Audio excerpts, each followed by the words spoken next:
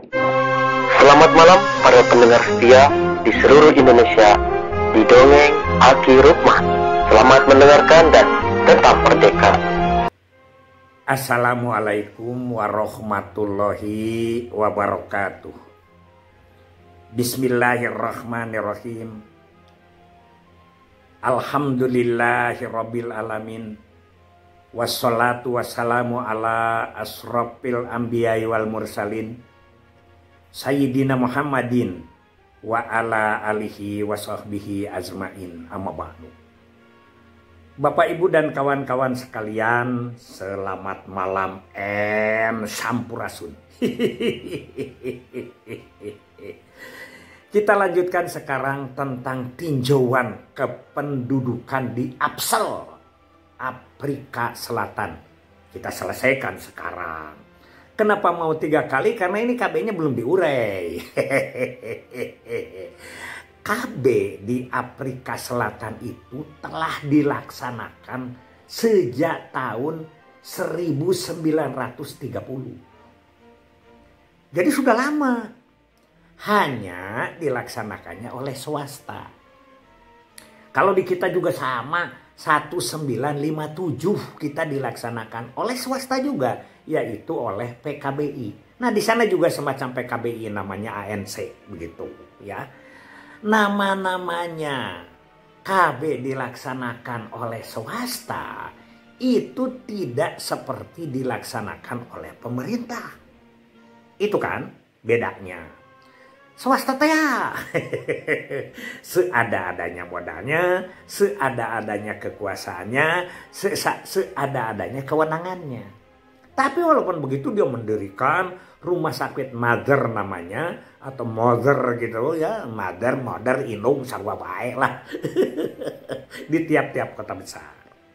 Nah, 1974 PBB menyatakan bahwa tahun itu adalah tahun kelebihan penduduk. Nah, termasuk Afrika Selatan sadar bahwa penduduknya itu adalah kelebihan waktu itu. Bila dibandingkan dengan fasilitas-fasilitas dan pendukung kehidupan lah begitu. Begitu mau dimasukkan kepada satu program pemerintah, ini terjadi pagedrug catur, pabentar paham. Pro kontra. Yang pro itu ya disponsori oleh si James, Sadi, Kligman di situ dari universitas-universitas, beberapa alasan memberikan kepada pemerintah. Yang pertama, mengendalikan penduduk itu tidak bisa dengan pembangunan, karena ada yang menyatakan kalau pembangunan berhasil nanti juga penduduknya itu akan menurun. Belum tentu, karena itu tidak fokus. Mungkin saja kalau semuanya sudah sarjana, pemikirannya sudah moderat, itu bisa. Tapi berapa puluh tahun untuk bisa begitu. Di Indonesia juga bisa. 50 tahun juga masih berpikiran tradisionalnya yang banyak. Itu satu. Yang kedua, pada waktu itu memang produksi dan lagi berlimpah di Afrika Selatan itu. Tapi orang-orang inteleknya itu mengatakan bahwa produksi yang berlimpah itu tidak menjadi kemanfaatan karena tidak bisa dijual, habis dikonsumsi oleh kelebihan penduduk. Hebat kan ya memikirnya. Yang ketiga, penduduknya banyak tapi tidak berkualitas. Ya, mungkin hanya keluaran SD lah sekolahnya atau apalah tidak sekolah dan lain sebagainya, sehingga alasan inilah yang dipakai mendorong kepada pemerintah supaya program KB dilaksanakan. Itu dari universitas-universitas, dari akademisi-akademisi. Tapi yang menentang ini adalah dari masyarakat tradisional. Dari masyarakat-masyarakat yang merasa dirinya itu adalah tersisihkan. Pertama, menyebutnya ini adalah politik negara supaya mempersedikit atau menekan lajunya kulit hitam dan memperbanyak lajunya kulit putih. Padahal sudah dibuktikan itu bahwa TFR kulit putih itu jauh lebih rendah dibanding dengan TPR kulit hitam. Tidak ngerti juga. Sama aja dengan di kita dulu. Kan begitu.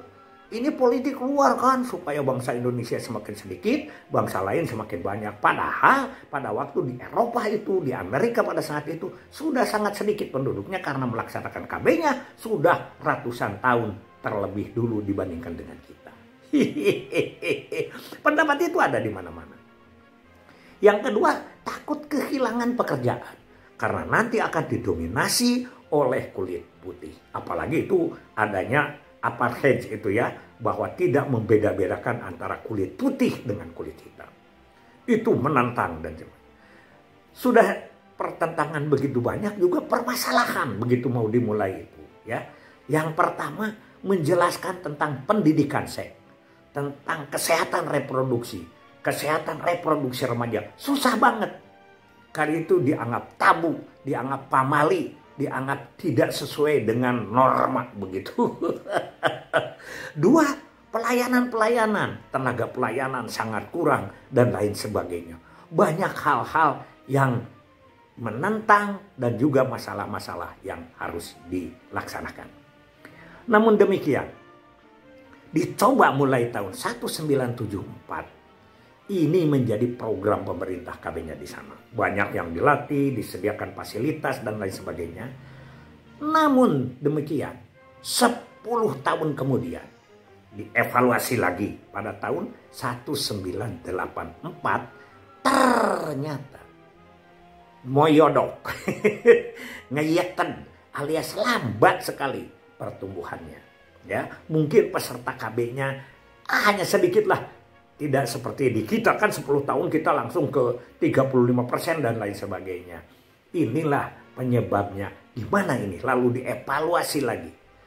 Dan akhirnya pemerintah memutuskan apa yang harus menjadi alasan kepada rakyat ini. Supaya mereka menerima program KB dan melaksanakan program KB.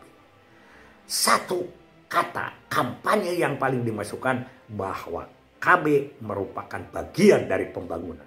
Bagian integral dari pembangunan Afrika Selatan. Dan satu komitmen bahwa bila, nah ini nih kampanyenya tuh, bukan 2 anak kampanyenya. Kalau di kita 2 anak cukup dan lain sebagainya. Di sana itu yang menggenjot itu bila penduduk Afrika Selatan lebih dari 80 juta, maka ini tidak akan terdukung oleh air untuk memenuhi kebutuhan. Jadi mual ayat cai itu ternyata paling mujarab. Dan banyak orang yang menerima karena air adalah kebutuhan yang sangat mendasar, sangat esensial dalam kehidupan sehari-hari. Jadi dengan kampanye 80 juta penduduk lebih, maka tidak akan ada air. Marilah kita ber-KB. Itu kampanyenya.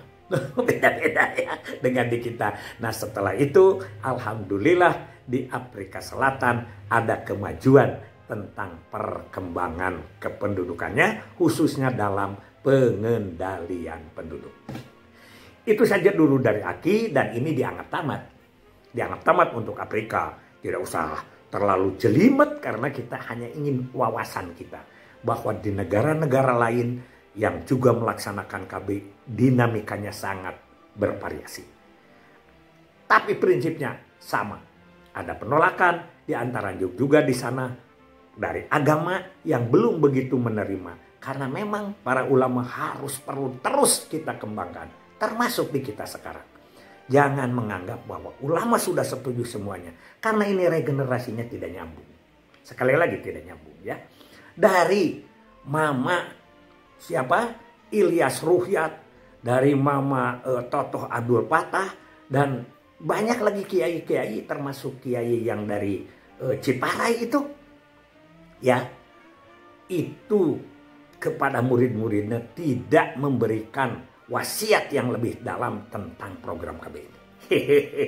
Karena itu mari kita terus kembangkan kemanapun KIE kita harus kita laksanakan secara baik. Mari kita ber-KIE dengan semangat dan dengan baik dan moderat. Hasbunallahu wa ni'mal wakil, ni'mal maula wa ni'man nasir. Wassalamualaikum warahmatullahi wabarakatuh.